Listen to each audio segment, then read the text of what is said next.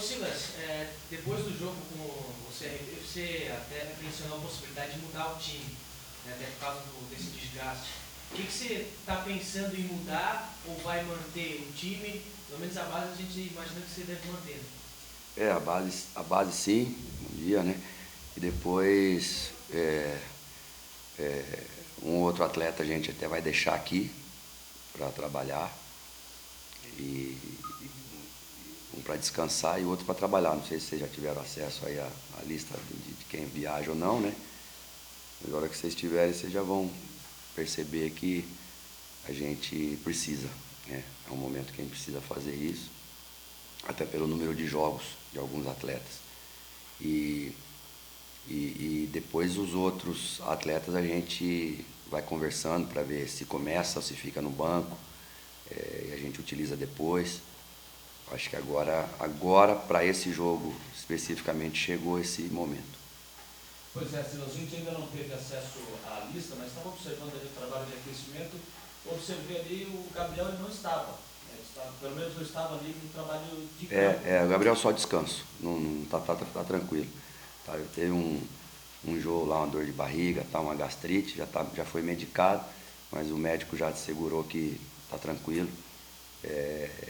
Nesses casos assim, não tem o que fazer, porque o treinamento hoje era mais para soltar mesmo um pouquinho, segundo dia ainda, então é um regenerativo ainda. Ativo, mas um regenerativo, então mais assim, nem precaução, é só porque não precisava mesmo. Mas ele vai. Vai, deve jogar. Ô, Silas, o que dá para falar a respeito do Bragantino, né? Vem de uma derrota, primeiro do Mississippi, é um time que está em reformulação ainda, né? Ela vai estar à frente nesse sentido? Então, quando nós jogamos contra o Bragantino lá, a gente estava bem atrás deles nessa questão. Eles tinham perdido um jogo só no campeonato, na Série A2 do Paulista. Até me esqueci contra quem foi, que não subiram em casa no último jogo. Batatais, isso. E aí ali nós perdemos lá, empatamos aqui, fomos eliminados. Então esse na verdade agora vai ser o terceiro jogo nesse espaço curto. Toninho Cecílio, mandar um grande abraço para ele, que é um grande amigo que eu tenho no futebol também. E pegou o trabalho recente e está dando a sua cara para o trabalho. Eu vi lá que eles contrataram alguns jogadores e estão jogando na sua casa. Eu acho que o filme ele meio que se repete do nosso jogo depois do Ceará para Criciúma.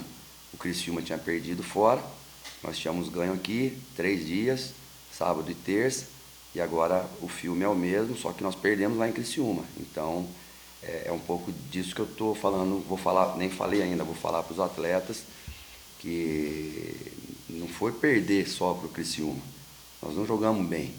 Então, para esse jogo aqui, a ideia é a gente ter uma atuação diferente, melhor e tentar trazer um resultado, de 3 resultados, 2 a gente tem que tentar trazer para casa, ou ganhar ou não perder. Pois é, Silas, a importância, né, de vencer fora de casa para dar aquela consistência e também aquela tranquilidade para o grupo na sequência. Fora de casa, ter um bom desempenho. Eu acho que essa questão de você ganhar fora de casa, ela está amadurecendo, porque o grupo está amadurecendo e o trabalho está amadurecendo. Difícil vai ser, como tem sido, dentro e fora, vai ser assim até o final, mas a expectativa tem que ser nesse sentido, de ir lá e para ganhar o jogo, e é com esse objetivo que a gente viaja. Ô Silas, você falou da lista ali, né? Você vai liberar a lista dos relacionados pra gente ou dá para falar quem vai ficar aí em Florianópolis? Vai porque ela vai chegar lá antes, não tem como. O William fica e o Tatá fica também. Então esses 2 atletas ficam aqui para o William e o Renato. É os que fizeram mais jogos, junto com o Renan. Já o Renato deve estar eu acredito que em torno de quase 30 jogos já. Então a gente tem que tomar cuidado, o William também e o Renan goleiro. Mas o Renan goleiro é uma posição diferente, então a gente deixa os 2 aqui e estamos montando o trabalho para ver quem que a gente substitui, se a gente muda o sistema, se segue igual. Ô Silas, não faz muito tempo, né, que Avaí e Bragantino se enfrentaram lá. E a gente observa que o time vai mudar, já é bem diferente daquele que no confronto da Copa do Brasil. Mesmo assim, o que dá para tirar, o que ficou de lição do jogo de lá em Bragança Paulista, que dá para aproveitar para esse compromisso de terça-feira? Mudou muito, né, daquele jogo para cá. Mudou muito, muitos jogadores. Acho que 80% dos jogadores, 60% dos jogadores que jogaram naquele jogo não vão estar jogando. Então, mudou bem. E aí, acho que só essa alteração nos 11 que vão começar já muda a cara do jogo também. Eu acho que o que mudou mais ainda foi o momento. O momento hoje é outro. O time vem crescendo e você vê que nós perdemos 2-1 para o Bahia lá, um jogador a menos desde os 18 minutos. Depois nós perdemos para o Criciúma de 1-0, um jogo muito difícil, por um detalhe, mesmo não tendo jogado bem, nós perdemos por um detalhe. Então eu acho que esse progresso ele tem que continuar, e essa que é a ideia. Ô Silas, o último jogo foi teste para cardíaco, né? Vai ser sempre assim ou tem um jeito de mudar isso? Tem se conversado isso com os atletas? Tem um jeito de não fazer o torcedor sofrer tanto assim no campeonato? Na verdade a gente teve uma antes logo que o Lucas Fernandes entrou. Eu nem vi o que aconteceu ali, porque ainda não vi eu vi só os gols, né, e alguns lances, não vi o que aconteceu. Mas eu acho que não tem hora melhor para fazer o segundo gol do que aquela ali, que ali acabou, né? Ali acabou, quase que ela nem sai no meio campo. Mas ontem teve um fato curioso, a Ponte Preta estava na mesma situação, igual, com um jogador a menos. Tinha sido expulso, acho que o Cleison, não lembro se foi ele que foi expulso. E o menino lá, do Grêmio lá da frente, que joga pra caramba, o Luan acertou um chute de esquerda, meu Deus, os 49, aquele ali sim, no último minuto do acréscimo ele fez o gol. É isso, eu acho que o que se pode ressaltar dessa vitória contra o CRB foi que, primeiro, a gente jogou o segundo tempo todo no campo do CRB e o time não desistiu enquanto não acabou o jogo. E foi ordenado, foi para um lado, não deu, foi para o outro, não deu, não desarrumou atrás, não tomamos contra-ataque. Então eu acho que isso são assim fatores positivos para a gente insistir neles, saber que quando você está com um jogador a mais, não é pelo meio, é pela beirada, e se resguardar, não estar com um jogador a mais, não querer sair de qualquer jeito. Então eu acho que assim, essa construção ela é positiva, e nós vamos precisar dela lá na frente, né? Talvez com um pouquinho mais de tempo para treinar, a gente vai conseguir trabalhar isso também. De repente tirar um jogador do time adversário, de repente tirar um jogador do nosso time, trabalhar sem um jogador, e aí estamos sem um, o outro time está sem um, saiu esse, saiu aquele. Mas por enquanto a gente tem que focar no mais importante e melhorar, né? Que é o que a gente está fazendo. Ô Silas, você já citou, né, que não vai utilizar o Kaká e o William para esse jogo, eles nem viajam. A tua ideia com isso, de repente, mudar o teu esquema de jogo, ou de repente seguir, ter essa mesma linha que você vem utilizando de esquema tático, por exemplo, esses 3 homens no meio, 3 homens na frente, o que você pensa sobre isso? Às vezes você muda a forma de jogar pela característica do jogador que entra. Às vezes não necessariamente você precisa mudar o sistema, né? E às vezes você pode mudar o sistema dentro do campo só mudando a posição com os mesmos atletas. Então tudo isso a gente pensa. Se você entrar, por exemplo, uma ideia, né? Se você entra com o Chapecó, o Jajá pela esquerda e o Yuri pela direita, então você entra num 4-1-4-1. Você pode mudar para um 4-2-3-1, só passa o Yuri para dentro, uma posição que ele também faz, que seria ali o 10, traz o Jajá um pouquinho para trás, aí fica com o Chapecó e o Jajá, o Yuri e os outros 3. De repente, se você quiser manter isso, se você quiser fazer com o Caio, por exemplo, usando o Caio pela direita como terceiro homem de saída, aí você não dá para, porque nem o Caio, nem o Jajá e nem o Chapecó fazem o 10. Se você quiser utilizar o Braga, você mantém o Braga ali como primeiro volante, solta um pouquinho o Chapecó e solta um pouquinho mais o Jajá. Então a Chapecoense está utilizando um sistema bem legal com o Kleber Santana, o Josimar e o Gil. Aí o Bruno Rangel, o menino da direita e o Ananias. Então o Bruno Rangel volta um pouquinho. Então são sistemas assim que a gente vai analisando dentro e fora de casa e muitos copiam porque é coisa que dá certo. Então vendo a característica do jogador, vendo a atitude do jogador, o tamanho, a imposição física, para a bola aérea, para a primeira bola, para a segunda bola, tudo isso na Série B é fundamental. Então a gente está fazendo esse planejamento, né, para colocar em campo aqueles 11 que a gente entende que vão dar essa primeira vitória para a gente fora de casa, que é o que a gente está buscando. Já foi citado que não faz muito tempo que o Avaí enfrentou o Bragantino lá, né? Você falou que o Torinho assumiu lá, está implantando o seu jeito de trabalho, mas o Avaí tem as suas lições daquelas partidas, né? O que dá para tirar de lição, trazer como destaque para essa partida para evitar uma nova derrota lá? Eu acredito que nós já mudamos o nosso comportamento. É melhorar. A gente precisa melhorar. Sempre. Fora de casa e dentro de casa. Nós estamos só no 6º jogo ainda. Então, eu disse para vocês depois do jogo do CRB que estava feliz porque nós estamos com 10 pontos, tem mais gente com 10, mas o terceiro e quarto estão com 11. Quer dizer, então, e o segundo está com 15 e o Vasco com 16. Então a diferença é uma diferença ainda dentro daquilo que a gente se propôs, né? Com essa vitória contra o CRB, a gente já está com um aproveitamento acima de 50%. Dos 18 pontos disputados, né? Nós ganhamos 10. Então a gente está acima daquilo que a gente está pensando para o momento. Está legal. Então é se manter aí. Uma vitória agora contra o Bragantino deixa a gente numa situação já bem melhor. Por quê? Porque já a primeira vitória fora de casa, depois a gente tem o clássico aqui, contra o Joinville, e depois a gente tem 2 jogos fora.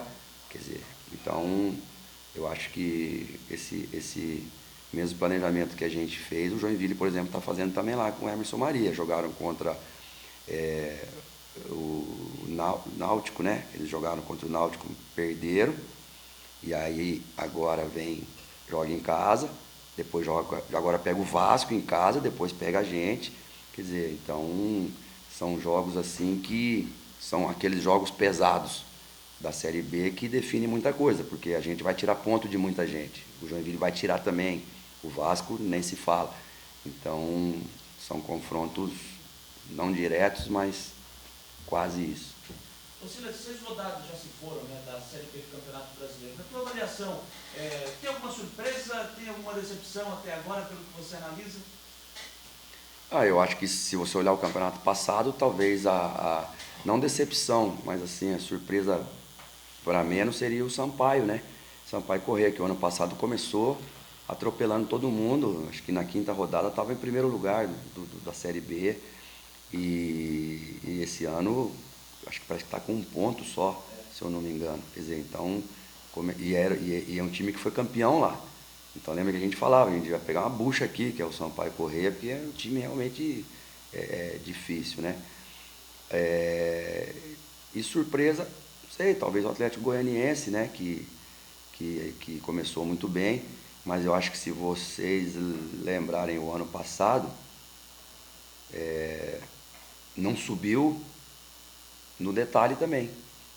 O ano retrasado, né? Quando o Avaí subiu, o Atlético Goianiense jogou, acho que contra o Icasa, em casa contra o Icasa para subir, e acabou que não aconteceram os resultados e o Avaí que subiu. Então é um time também que se arrumou, é um time que o Irineu, que é nosso preparador físico, é de lá, conhece bem, tem uma estrutura muito grande, um clube estruturado. Então talvez a surpresa, assim, o lado positivo, até o momento, seja o Atlético Goianiense. E os demais, acho que está tudo muito equilibrado. Todo mundo ainda se arrumando, né? O primeiro turno define mais ou menos quem vai ficar em que lugar, e até a 8ª rodada do segundo turno, eu acho que define aqueles 5 que vão brigar para subir. E os 5 que vão brigar para cair também, né? Para não cair, né? Não é exclusividade, não é particularidade do Avaí, mas ultimamente os estádios do Brasil têm recebido menos público do que nos últimos anos, né? Se você tem essa mesma opinião, tem uma justificativa para isso? Acredito que a questão dos ingressos, né, a questão de segurança, não sei. Eu acho que tem talvez 3 ou 4 fatores aí para justificar essa diminuição aí, né, de público nos estádios. Eu acho que, primeiro, o 7-1 entristeceu bastante o futebol brasileiro, principalmente aquele que vai e que não é torcedor, aquele que vai porque quer ver espetáculo, então ele também tem outras opções. Ele tem o teatro, ele tem os filhos, então às vezes ele prefere ir para uma festa e ver o jogo na casa do que ir lá para o estádio. A questão dos ingressos também é um fator, né? O preço dos ingressos, os horários dos jogos. Aqui a gente, falando o momento, né, do futebol brasileiro não é um momento bom, então isso também ajuda para que o público não venha. E aqui no Avaí, especificamente, eu acho que os últimos anos, né, os últimos 3 anos de campeonato local, não brigar em cima para ser campeão, o fato da gente ter caído para a segunda divisão no ano passado, isso tudo, até o torcedor se recuperar disso, demora um pouco. Esse ano mesmo, últimas rodadas a gente lutando no Catarinense para não cair, então tudo isso. Agora o torcedor, acho que ele está se animando aos pouquinhos e ele está começando a voltar para o estádio, e à medida que o time vai melhorando, eu acho que o público aqui vai aumentando, porque o torcedor havaiano é apaixonado e vem mesmo, e ele também sabe a força que ele tem e como ele ajuda quando ele está aqui, né? Ô Silas, pedi desculpa para meus colegas, eu cheguei atrasado, talvez essa pergunta já tenha sido feita, já pedindo desculpa para você também, você já respondeu. Mas no sábado, você falou bastante, eu gostei uma parte da coletiva, quando você falou, a gente foi lá buscar o alemão, a gente monitorou, foi lá buscar o Romarinho. Podia falar um pouquinho mais do Romarinho? Nome de craque ele já tem, né? Outro dia lá em Criciúma, a gente estava fazendo um aquecimento lá para o treinamento e não sei o que aconteceu. Ele falou alguma coisa, aí o pessoal falou, ele falou, os próprios jogadores. Você falou, Romarinho, foi isso mesmo? Quer dizer, então é um jogador assim que ele tem um pouco assim aquele perfil do Rivaldo, que acho que se vocês trouxerem ele aqui, ele vai ficar de repente envergonhado. Que jogava no São Paulo lá, que fez o gol contra o Liverpool também, o Mineiro. O Mineiro também é a mesma coisa. O Mineiro acabava o jogo no Morumbi de Copa Libertadores, ele entrava na perua com as cozinheiras e ia lá pro CT. Aí eu tô saindo um dia lá e todo mundo, eu olhei assim, o Mineiro sentado junto com as cozinheiras lá, lá do CT, lá da Barra Funda. Quer dizer, então o Romarinho, acho que é esse tipo de jogador, que o lugar que ele se sente mais à vontade é quando está dentro do campo. E está crescendo. Um jogador que já tinha jogado fora do país, né? Um jogador que tem características assim, de muita força, de muita velocidade, e tem o gol também. Então, quando não aparece o Willian, quando não aparece Tatá, quando não aparece Jajá, quando não aparece Tauan, quando não aparece não sei quem, aparece o Romário. E vocês viram que foi um gol de qualidade, principalmente o primeiro. Os dois foram, porque pegar aquela bola de 100 pulos também não é simples, talvez o outro ia dominar. Mas o primeiro ele vem na velocidade, chapa com a lateral, com o lado interno do pé. E é isso, vai ganhando. Eu acho que tem muita gente aqui que a gente tem que é modelador de carreira, né? Treinador. E a gente tem que mostrar para muitos aqui que, puxa, o próximo contrato tem que ser melhor do que o presente. E o outro tem que ser melhor do que o próximo. Então, eu acho que o Marquinhos Santos, por exemplo, ele vive de desafio. Você tem que desafiar o Marquinhos. E aí ele compra a ideia e vai em cima daquilo ali. Quantos gols você quer que eu faça? Então tá, ele começa a ir atrás daquilo ali. E o Romarinho chegou como, eu não diria como uma aposta, mas era desconhecido, né? Dentro daquela exigência que se tem aqui no Avaí. Nós não estamos jogando a Série B para ficar na Série B. Nós estamos jogando a Série B para subir. Ou seja, aquilo que eu falei para você, pensar alto, começar pequeno, que é o que nós estamos fazendo. Nós estamos começando pequeno, mas nós temos que pensar alto.